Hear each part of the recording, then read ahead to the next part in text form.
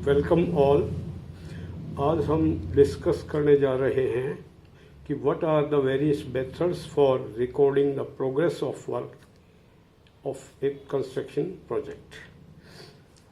अब इस मेथड्स को समझने से पहले हमारे लिए इम्पोर्टेंट है कि what is the significance of progress recording. किसी भी प्रोजेक्ट के अंदर प्रोग्रेस को मॉनिटर करना बहुत इम्पोर्टेंट है। अगर हम प्रोग्रेस को मॉनिटर नहीं करेंगे तो हमारे को ये नहीं पता चल पाएगा कि हमारा प्रोजेक्ट स्मूथली चल रहा है, स्लो चल रहा है या फास्ट चल रहा है। तो इसके लिए बहुत ज़रूरी है कि हम एक ऐसा सिस्टम बनाएं प्रोग्रेस को मापने के लिए, प्रोग्रेस को रिकॉर्ड करने के लिए, जिससे कि हमारे को पता चले कि हमारा प्रोजेक्ट स्मूथ डायरेक्शन में जा रहा है या हमारा प्रोजेक्ट डिले तो नहीं होने जा रहा। तो इस सब के लिए हम क्या करते हैं कि हम कंपेयर करते हैं एक्चुअल जो प्रोग्रेस है उसको, जो प्लान्ड प्रोग्रेस हमने प्लानिंग कर रखी है उस प्रोग्रेस से हम एक्चुअल प्रोग्रेस को कंपेयर करते हैं, ताकि हमारे को पता चल सके कि हम स्लो चल रहे हैं या फास्ट चल रहे हैं। स्लो चल रहे हैं तो क्या रीज़न है, प्रोजेक्ट अगर स्लो चल रहा है तो रीजंस हम फाइंड आउट कर पाएंगे, और फास्ट चल रहे हैं तो क्यों फास्ट चल रहे हैं, कहीं क्वालिटी के साथ तो प्रॉब्लम नहीं है कोई। तो ये सब जानने के लिए, किसी भी प्रोजेक्ट की प्रोग्रेस को असेसमेंट करने के लिए हमारे पास मेथडोलॉजी होनी चाहिए कि हम उसकी प्रोग्रेस को माप सकें, उसकी प्रोग्रेस को रिकॉर्ड कर सकें। तो आमतौर पे जो कंस्ट्रक्शन प्रोजेक्ट्स हैं उनके लिए जो प्रोग्रेस रिकॉर्ड करने के मेथड है हमारे, वो इस प्रकार से हैं। एक मेथड है बाय जॉब डायरी, सेकंड है मेजरमेंट बुक, थर्ड है वर्क एब्स्ट्रैक्ट, फोर्थ है register of instructions and fifth is progress reports and progress charts. तो अब इनको एक एक करके हम डिस्कस करेंगे। सबसे पहले है हमारा जॉब डायरी। तो जॉब डायरी एक इम्पोर्टेंट हमारे पास टूल है, जिसकी हेल्प से हम साइट के ऊपर जो कुछ भी इवेंट चल रहा है, साइट के ऊपर प्रोग्रेस से रिलेटेड जो भी एक्टिविटीज़ चल रही हैं, उन सब को हम एक डायरी में डेट वाइज नोट कर लेते हैं। क्योंकि ये जो रिकॉर्ड होता है, ये हमारा रिकॉर्ड प्रोग्रेस को असेस करने के लिए एक इम्पोर्टेंट टूल साबित होता है।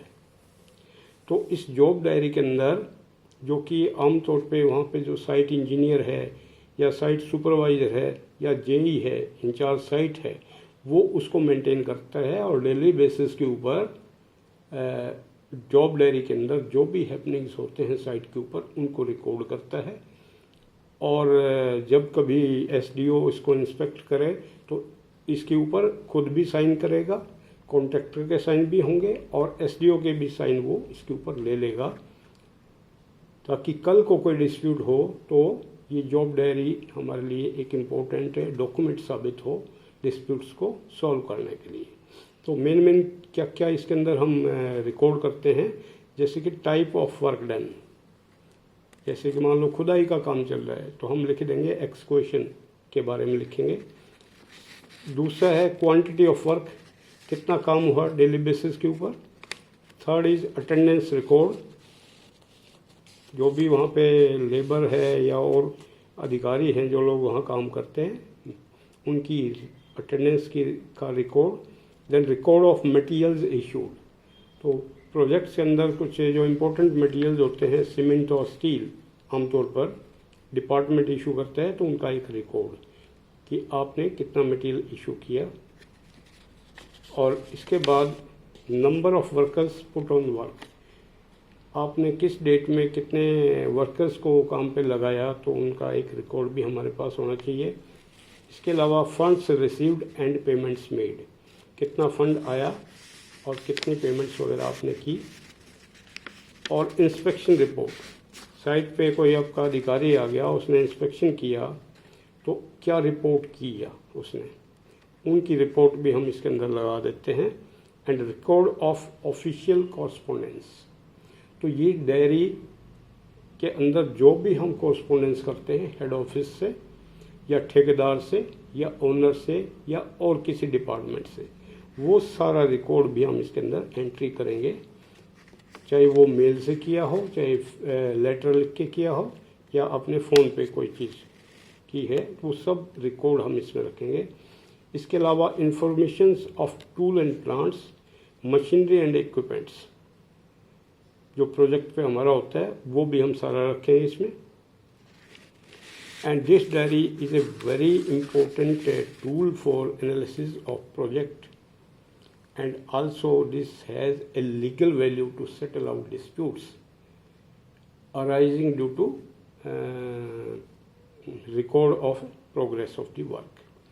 प्रोग्रेस को लेकर के कोई डिस्प्यूट कल को होता है तो क्योंकि इस डायरी के अंदर रिकॉर्ड है और इसकी लीगल वैल्यूज़ होती है, तो हम as a proof of document इसको हम कोर्ट में प्रोड्यूस कर सकते हैं और डिस्प्यूट्स को हम काफ़ी हद तक सेटल आउट कर सकते हैं। सेकेंड इम्पोर्टेंट मेथड है हमारा मेजरमेंट बुक। तो साइट के ऊपर प्रोजेक्ट के लिए एक मेजरमेंट बुक का होना ज़रूरी है, और जो कि आमतौर पर जेई उसको मेंटेन करता है, और एक क्वालिफाइड और एक्सपीरियंस्ड बंदा होना चाहिए जो कि इसके अंदर मेजरमेंट्स को रिकॉर्ड करेगा। तो जैसा इसका नाम है मेजरमेंट बुक, इसके अंदर क्या होता है कि साइट के ऊपर जो भी प्रोग्रेस होती है उस काम की मेजरमेंट्स को हम रिकॉर्ड करते हैं, और जो मेजरमेंट्स रिकॉर्ड होंगे उनसे we are able to calculate the quantity of work under different activities, और बाद में इसी बेसिस के ऊपर हम कॉन्ट्रैक्टर को बीच बीच में जो पेमेंट करते हैं इसी के आधार पर हम करते हैं कि उसने कितना काम किया और कितनी पेमेंट हम उसको रिलीज कर दें। तो this is a very important document, और मेजरमेंट बुक को एक समझदार और एक्सपीरियंस्ड जेई लिखता है, और उसके ऊपर एसडीओ भी बार जब कभी इंस्पेक्शन करे तो उसके भी साइन होते हैं। तो दोनों आदमियों की ये रिस्पॉन्सिबिलिटी होती है, और it is a very important documents, क्योंकि इसमें जो मेजरमेंट्स आ जाएंगी वो एक हमारा परमानेंट डॉक्यूमेंट बन जाएगा, और उसी के आधार पर हम बहुत सारे बिल्स जो है क्लियर करते हैं। तो 3 टाइप की मेजरमेंट बुक को हम यूज़ करते हैं। One is the journal measurement book. तो जर्नल में जो मेजरमेंट बुक होती है वो किसी भी कंस्ट्रक्शन ऑर्गेनाइजेशन या इंडस्ट्रीज़ के अंदर होनी चाहिए, उस काम की सारी एंट्रीज उसके अंदर होनी चाहिए।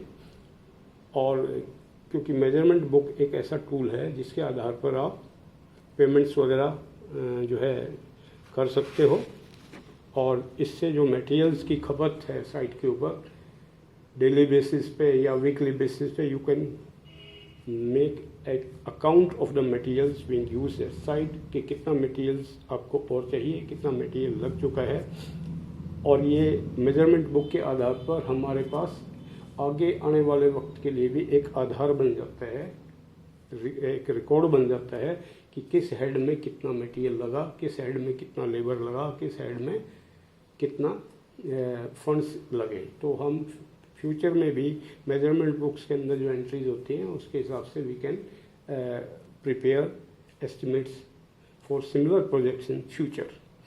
तो दूसरी हो जाती है स्टैंडर्ड मेजरमेंट बुक। अब जो स्टैंडर्ड मेजरमेंट बुक होती है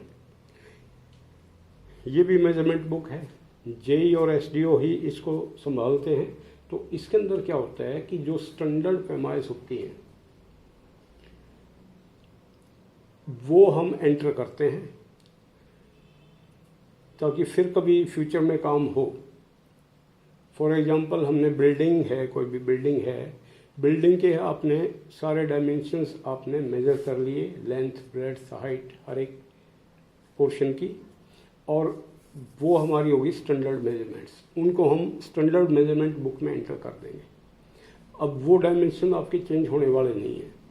तो फ्यूचर में जब कभी हम इसमें रिपेयर का काम करेंगे, वाइट वॉश का काम करेंगे, तो ऑलरेडी आपके पास मेजरमेंट है और हर बार आपको मेजरमेंट्स लेने की ज़रूरत नहीं है।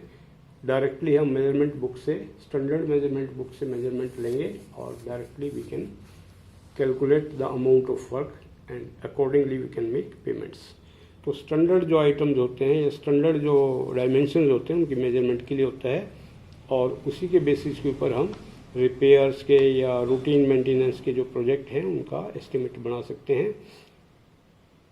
और टाइम टू टाइम आपको फिर फ्रेश मेजरमेंट्स लेने की ज़रूरत नहीं है, आप सीधा SMB से मेजरमेंट्स उठा लेंगे and you are able to make estimates for repairs etcetera. Third आ जाती है हमारे पास चेक मेजरमेंट बुक। अब जो चेक मेजरमेंट बुक क्या होती है, जो मेजरमेंट्स बुक्स होती हैं उनको उनके अंदर जो एंट्रीज होती है वहाँ जिम्मेवारी हमारी होती है JE की और SDO की। अब SDO क्योंकि खुद इसमें रिस्पॉन्सिबल होता है तो भी क्रॉस चेक एंट्रीज का ज़रूरी है, क्योंकि वहाँ उनकी रिस्पॉन्सिबिलिटी हो जाती है JE की और SDO की। तो नॉर्मली JE जो है एंट्री करता है इसके अंदर, लेकिन अपने सेटिस्फेक्शन के लिए और क्योंकि SDO की जिम्मेवारी भी होती है, तो अपने जिम्मेवारी होने की वजह से भी जो SDO है वो बीच बीच में एंट्रीज को क्रॉस चेक कर लेता है, ताकि वो निश्चिंत हो जाए कि इसके अंदर जो एंट्रीज हैं वो अपनी करेक्ट हैं और वो गलत नहीं हैं, क्योंकि यहाँ जिम्मेवारी की बात आ जाती है। तो इसमें क्या किया जाता है कि जो SDO होता है वो उनको क्रॉस चेक करता है उनकी एक्यूरेसी को जांचने के लिए। और क्रॉस चेक करने के लिए हर एक एंट्री को आप क्रॉस चेक नहीं करेंगे, बल्कि हम पार्ट कुछ एंट्रीज को ही चेक करेंगे। वो डिपेंड करेगा कि वो कॉस्ट अमाउंट क्या है उस बिल का, किसी भी बिल का। कोई भी रनिंग बिल मान लो कॉन्ट्रैक्टर ने दिया, तो रनिंग बिल के केस में हम 5% ऑफ द कॉस्ट, 5% कॉस्ट जिसमें मेजरमेंट्स में पूरी हो जाती है उतनी एंट्रीज को हम क्रॉस चेक कर सकते हैं। इसी प्रकार अगर 5,000 से ज़्यादा अमाउंट है तो उसमें हम 35% ऑफ द कॉस्ट, जितना हमारी मेजरमेंट्स आएंगी उनको हम क्रॉस चेक करेंगे। और 25% ऑफ ऑल कॉस्ट वर्क, 500 से 5,000 तक के बीच का पेटी जो काम होते हैं, छोटे काम होते हैं, उसमें 25% जो है कॉस्ट कवर करते हुए हम एंट्रीज को क्रॉस चेक करते हैं। और जो एक्शन है SDO के ऊपर, उसकी भी जिम्मेवारी बनती है कि वो भी क्रॉस चेक करे मेजरमेंट्स को। और कॉस्ट, जिनकी कॉस्ट जो है ना वो सारी चेक नहीं करेगा, लेकिन कम से कम 5% जो है एंट्रीज कॉस्ट के आधार पर वो चेक करेगा। और क्रॉस चेक जो एंट्रीज होंगी उनको लेबल लगा देगा साथ में कि these entries have been cross check by the XEN. तो वो चेक मेजरमेंट बुक के अंदर एक लेबल या एक टैग उनकी लगा देगा, ताकि डबल पेमेंट ना हो किसी भी काम के लिए। इसके बाद एक इम्पोर्टेंट हमारा मेथड है इसका वर्क एब्स्ट्रैक्ट।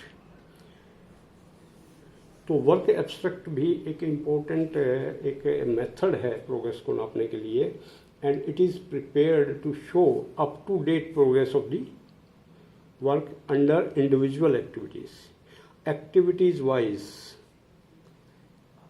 जैसे एक्सक्वेशन में कितना काम हुआ, जैसे स्टील में कितना काम हुआ, वुड वर्क कितना हुआ, तो इंडिविजुअल एक्टिविटीज़ के अंडर कितना काम हुआ अप टू डेट प्रोग्रेस दिखाने के लिए हम क्या करते हैं, एक वर्क एब्स्ट्रैक्ट बनाते हैं आइटम वाइज।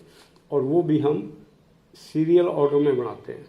जैसे पहला आइटम आपका खुदाई का हो गया, खुदाई के बाद लेन कंक्रीट इन फाउंडेशन, फिर ब्रिक वर्क इन फाउंडेशन, फिर DPC। इस टाइप से जिस ऑर्डर में एक्टिविटीज़ परफॉर्म होती हैं उसी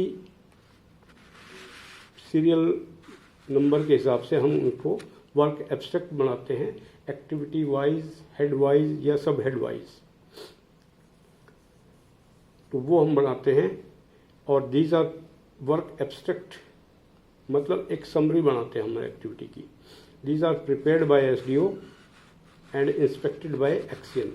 SDO तैयार करता है और एक्सियन इसको चेक कर सकता है। Details of the material issued by the department and expenditure involve is also recorded. Work abstract में कितना मटेरियल आपने इशू किया और कितना फंड्स लगे आपके, कितना फाइनेंसेस लगे, खर्चा हुआ, उसका रिकॉर्ड भी इसके अंदर रखा जाएगा।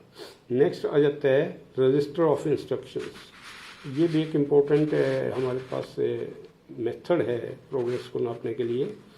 रजिस्टर ऑफ इंस्ट्रक्शन, तो जो भी साइट इंजीनियर है, क्योंकि साइट की जिम्मेवारी, वो साइट का मालिक होता है, साइट की जिम्मेवारी, साइट के ऊपर जो भी काम चल रहा है, चाहे वो प्रोग्रेस की बात हो, चाहे वो क्वालिटी की बात हो या फंड्स की बात हो, सारी की सारी जिम्मेवारी साइट इंजीनियर के ऊपर रहती है।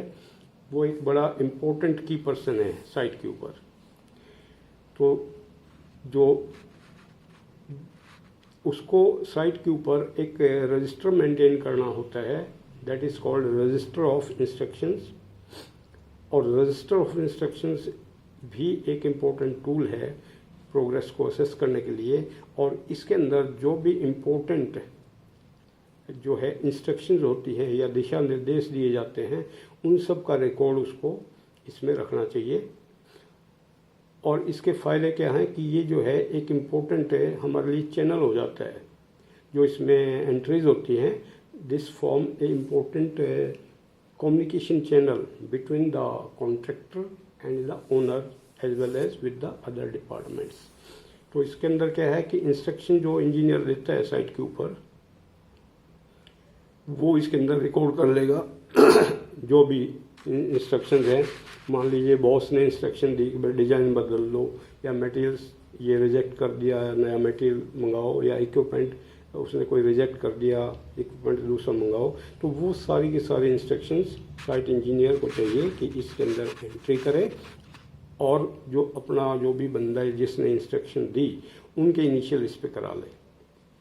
इसके अलावा instructions related to the quality, अगर क्वालिटी के बारे में भी कोई सुझाव दिया गया है, वो भी इसमें एंट्री करेगा। Instructions related to the operations, methodology के ऊपर अगर कोई इंस्ट्रक्शंस दी है कि भाई काम को ऐसे नहीं ऐसे किया जाए, तो वो सब भी इसके अंदर रिकॉर्ड होना चाहिए। और क्योंकि ये आगे जो है ना प्रोग्रेस को एनालाइज करने में ये इंस्ट्रक्शंस भी बड़ा काम आती है, या कोई डिस्प्यूट हो जाता है तो उनको हैंडल करने में भी बड़ा इम्पोर्टेंट टूल है। इसके बाद हमारा आ जाता है fifth is the progress report और द प्रोग्रेस चार्ट। अच्छा, अब क्या है कि ये जो प्रोग्रेस साइट के ऊपर जो प्रोग्रेस रिपोर्ट होती है, दीज आर या प्रोग्रेस चार्ट होते हैं, ये भी जो इंजीनियर होता है साइट के ऊपर, साइट इंजीनियर है, ये उसकी जिम्मेवारी है कि वो ओनर को अपडेट रखे प्रोग्रेस के बारे में, या जो हेड ऑफ जो भी है हेड ऑफिस है, हेड ऑफिस को टाइम टू टाइम जो प्रोग्रेस है उसके बारे में अपडेट रखे, जिससे कि उनको पता चले कि एक्चुअल प्रोग्रेस हमारी कितनी चल रही है। क्योंकि जो ओनर है, ओनर को सेटिस्फाई करना भी कॉन्ट्रैक्टर की ड्यूटी बनती है। और दूसरा, कॉन्ट्रैक्टर के लिए भी ये बेनिफिशियल है, क्योंकि कॉन्ट्रैक्टर को भी अपनी एक रेपुटेशन बनानी होती है कि वो हर एक चीज़ की रिपोर्टिंग कर रहा है timely and he is doing the work honestly.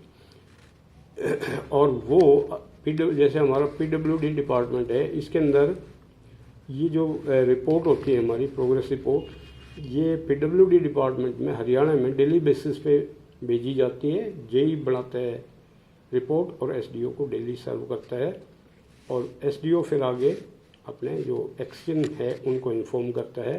तो इस हिसाब से सारा चलता है हमारा।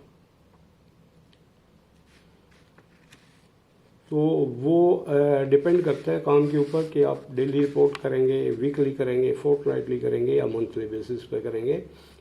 और कई बार हम रिपोर्ट के साथ साथ एडिशनल इन्फॉर्मेशन भी हम देते हैं, सप्लीमेंट्री इन्फॉर्मेशंस।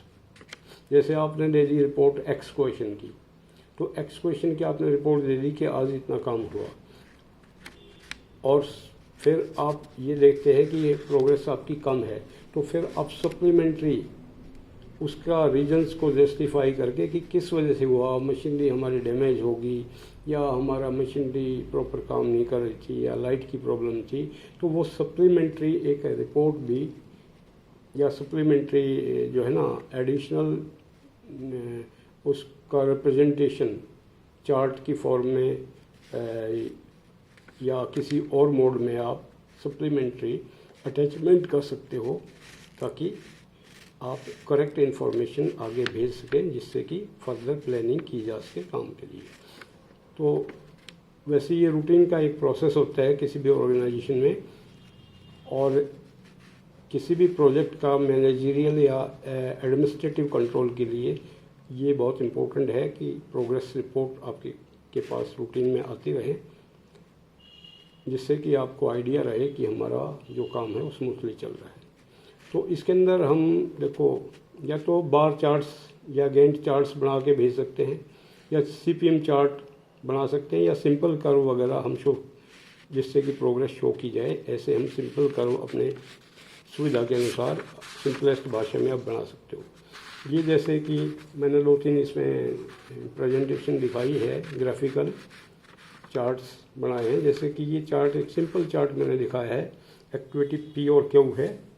P और Q एक्टिविटीज़ की प्रोग्रेस को दिखाने के लिए, दिस एक्टिविटीज़ P, और ये प्लान्ड हमारा था यहाँ तक पूरी होनी चाहिए, टाइम के साथ मैंने दिखाया है। तो ये एक्टिविटी हमारी यहाँ पूरी होनी थी, लेकिन एक्चुअल हमारी प्रोग्रेस अभी इतनी हुई। दैट मीन्स कि जो प्लान्ड प्रोग्रेस थी उतनी नहीं कर पाए हम, बल्कि हमारी प्रोग्रेस एक्चुअल इतनी है। इसी प्रकार जैसे ये एक्टिविटी क्यू है, तो ये आपने यहाँ दिखा दी, दिस इज़ प्लान्ड प्रोजेक्शन की प्लानिंग हमारी थी यहाँ तक होने की, लेकिन एक्चुअल में आपकी इतनी हुई। तो this is what we are showing actual progress versus planned progress. इससे हमारे को आइडिया हो जाएगा कि हमारा प्रोजेक्ट स्मूथ चल रहा है या नहीं चल रहा है। इसी प्रकार आप कोई भी कर्व लेकर भी आप इसको एक्चुअल प्रोग्रेस को और जो आपकी प्लान्ड प्रोग्रेस है उसको किसी भी फॉर्म में आप दिखा सकते हो। ये यहाँ एक्टिविटीज़ दिखा दिया आपने और यहाँ टाइम दिखा दिया, तो टाइम के हिसाब से this should be your planned progress. ऐसे चलना चाहिए प्रोजेक्ट आपका, लेकिन चल रहा है आपका ऐसे, तो this is the project is going somewhat slow. या आप इस फॉर्म में भी इस अपने हिसाब से चार्ट आप बना सकते हो।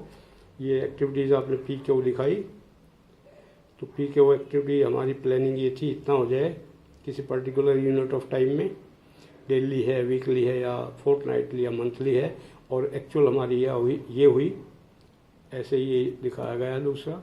तो इनका फ़ायदा ये होता है कि अगर चार्ट्स की फॉर्म में हम सप्लाई करते हैं हेड ऑफिस को इन्फॉर्मेशन, तो वो ज़्यादा पेनिट्रेशन होता है उनका, और वो इजीली उनको समझ में आती है, और वो इमीडिएटली फिर उनके ऊपर फोकस करते हैं कि what should be the corrective action. Project slow चल रहा है, तो प्रोजेक्ट क्यों स्लो चल रहा है, फिर उनका अटेंशन जाता है उसके ऊपर, और फिर उसको कैसे ठीक किया जाए, कैसे प्रोग्रेस को इम्प्रूव किया जाए, उसके ऊपर वो काम करते हैं। That's all in today's video.